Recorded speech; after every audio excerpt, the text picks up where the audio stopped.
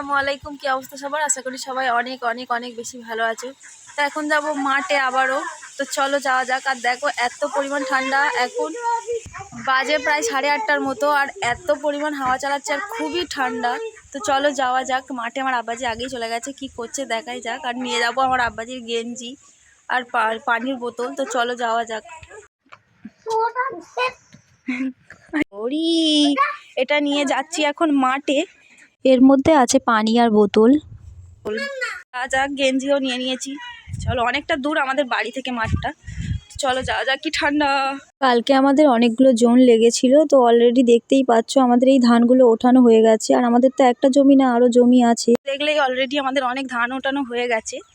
মানে একটা তো জমি না, আমাদের অনেকগুলো জমি। তো চলো যাওয়া যাক। সেম রাস্তা, এর আগের ভিডিও যারা দেখেছো অবশ্যই জানবে। একই রাস্তায় যাচ্ছি। মানে আগের দিনে ধান কাটা হয়েছিল, সেটা 2 দিন রেখে দিয়েছিল একটু শুকনো হওয়ার জন্য। তো আজকে সেটাই বাঁধা হচ্ছে। আর আমাদের তো একটা দুটো জমি না, অনেক কটা জমি। তো অনেক জন লাগিয়ে করেছে। আবার আমার আব্বাজি সাথে সাথেও থাকে তাদের, মানে জনেদের। তো চলো যাওয়া যাক। যেহেতু এসেছি মাঠে, অনেক বেশি শিশির পড়েছে। তো আমার আব্বাজি দেখো ধান বাঁধা শুরুও করে দিয়েছে, দূর থেকে দেখা যাচ্ছে, তোমাদের দেখাচ্ছি। এর আগে তো আমার আব্বাজি এইসব কাজ করতো, কিন্তু এখন করতে পারেনি। তার কারণ হচ্ছে আমার আব্বাজির অ্যালার্জির সমস্যা রোদে। এই সকাল সকাল এসেছে, মানে সকাল সকাল করবে, কিছুক্ষণ করার পর হয়তো 11:30 12টা নাগাদ চলে যাবে আমার আব্বাজি। কারণ আমার আব্বাজির অ্যালার্জির সমস্যা, তার জন্য মাঠে আসে না, সব জন দিয়েই করাই। তো চলো যাওয়া যাক, দেখাই আমার আব্বাজিকে তোমাদের।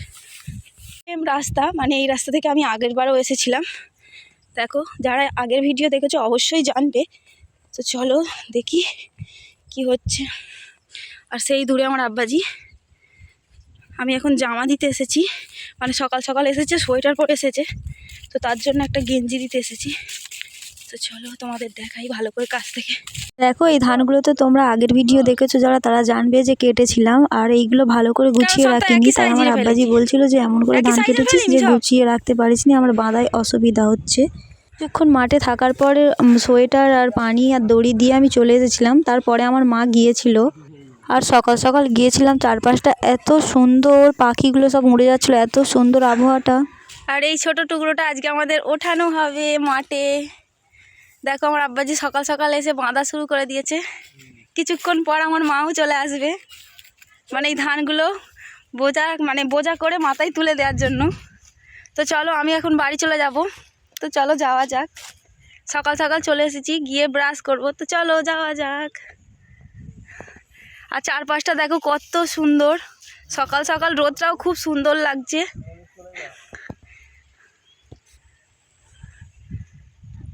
আর চারিদিকে অনেকেরই ধান কাটা হয়ে গেছে। এইটা সেদিনকে এসেছিলাম কিন্তু কাটা হয়নি, আজকে কাটা হয়ে গেছে। তো চলো যাওয়া যাক। অনেক সুন্দর রোদ উঠেছে সকাল সকাল। তো কিছুক্ষণ পর কিন্তু খুবই গরম হবে, এত টানা রোদ। আর পাখিগুলো, ও বাহ, হেবি সুন্দর।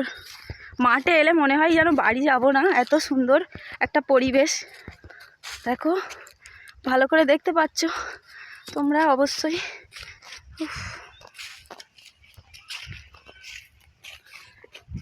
এগুলো কিন্তু আমাদের ওঠানো হয়, মানে আমাদের এইখানে সবাই ওঠায় এই মানে গোড়াগুলো ধানের।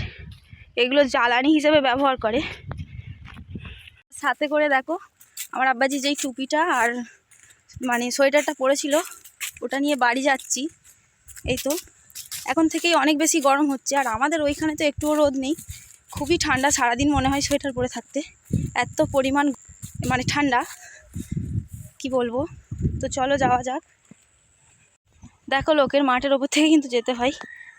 এই রাস্তাগুলো অবশ্যই যারা মানে আগের ভিডিও দেখেছো তাদের তো চেনা। এই রাস্তা থেকেই বারবার আমরা যাচ্ছি আর আসছি, তো অনেকেই চেনো সেই রাস্তা। মানে সেই তো রাস্তা চলে এসেছি আমি, কিন্তু রাস্তা থেকে যাব না, মাঠ থেকে যাব। তো চলো যাওয়া যাক। আর সকালবেলা এত শিশির পড়েছে, জোঁক আছে কি ঠিক নেই তার। তো চলো যাওয়া যাক। এত পরিমাণ শিশির পড়েছে, আর এক হাঁটু করে তো বোন।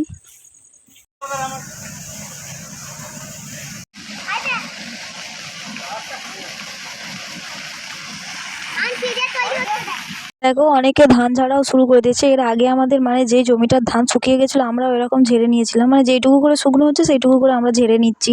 তো পাশ থেকে যাচ্ছিলাম তাই একটু ভিডিও নিচ্ছি, মানে এটা অন্যজনদের, তারা ঝাড়ছিল তার জন্য আমি একটু ভিডিও নিচ্ছিলাম। দেখো তেঁতুল গাছটায় তেঁতুল ভর্তি হয়ে গেছে। আচ্ছা, তেঁতুল কাদের খেতে খুব ভালো লাগে অবশ্যই বলবে। আর আমাদের এইখানে তো তেঁতুল মানে এই গাছটাই সবাই খায়। আর দেখো এই মাত্র আমি বাড়িও চলে এলাম, মানে মাঠ থেকে আমাদের তো অনেকটা দূর। এর আগেও বলেছি, মানে এর আগেও বলেছি যে আমাদের মাঠ থেকে বাড়িটা অনেক দূর। তো চলে এলাম বাড়ি। তো চলো বাড়ির কি অবস্থা দেখাই যাক।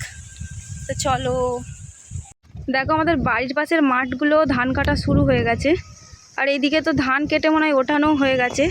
আর সেই দূরে তোমরা কতটা দেখতে পাচ্ছ আমি বুঝতে পারছি না, কিন্তু সেইখানেও কাটা হচ্ছে। আর আমাদের বাড়ি চলে এলাম। তো চলো যাওয়া যাক ভিতরে। আর এইটা হলো বিকালে, বাড়িতে কেউ ছিল না তাই ভাবলাম একটু রূপচর্চা করা যেতেই পারে। আর দেখতেই পাচ্ছ আমার ওই কাটাটা হলো কি আমার দিদির ছেলে, ওটা আমাকে খুন্তি মেরে করে দিয়েছে।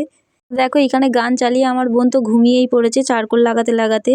তো তারপরে আমাদের পাশে এক জায়গায় মিটিং হচ্ছিল তাই আমি শুনতে চলে গেলাম। তো আমার ভিডিওটা এই পর্যন্ত, টাটা, আল্লাহ হাফেজ, থ্যাংক ইউ ফর ওয়াচিং।